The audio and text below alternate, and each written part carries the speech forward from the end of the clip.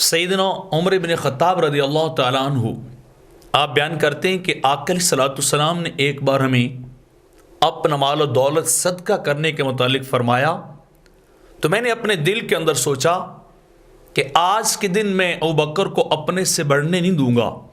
جب بھی کوئی ایسا موقع آتا ہے تو ابوبکر سب سے آگے ہوتے ہیں، وہ مجھ سے بازی لے جاتے ہیں، لیکن آج میرا دل اور میری تمنا آرزو یہ ہے کہ ابوبکر پیچھے رہ جائیں اور میں ان سے آگے نکل جاؤں اللہ کے راستے میں مال خرچ کرنے کے لیے۔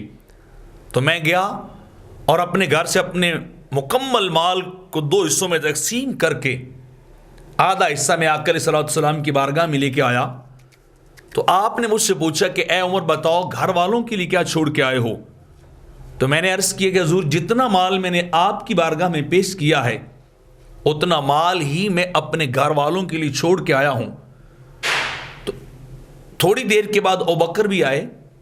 سیدنا عمر ابن خطاب رضی اللہ تعالیٰ عنہ روایت کر رہے ہیں کہ وہ بھی اپنا سامان اٹھا کے لے آئے اور سرکار کی بارگاہ میں پیش کر دیا۔ تو میرے آقا علیہ الصلوۃ والسلام نے پوچھا ابوبکر بتاؤ تم گھر والوں کے لیے کیا چھوڑ کے آئے ہو؟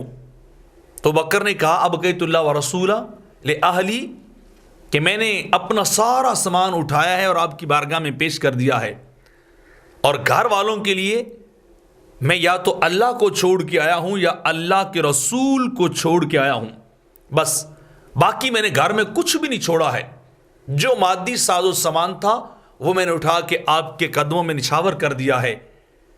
تو تب حضرت عمر فاروق فرماتے میں نے سوچا کہ نہیں، میں کبھی بھی ابوبکر سے آگے نہیں بڑھ سکتا۔ ابوبکر ہی ہیں جو پہلے نمبر پہ ہیں اور ہر نیکی میں وہ سب سے بازی لے جانے والے ہیں، اور میں کبھی ان سے مسابقت نہیں کر سکتا، ان کا مقابلہ نہیں کر سکتا۔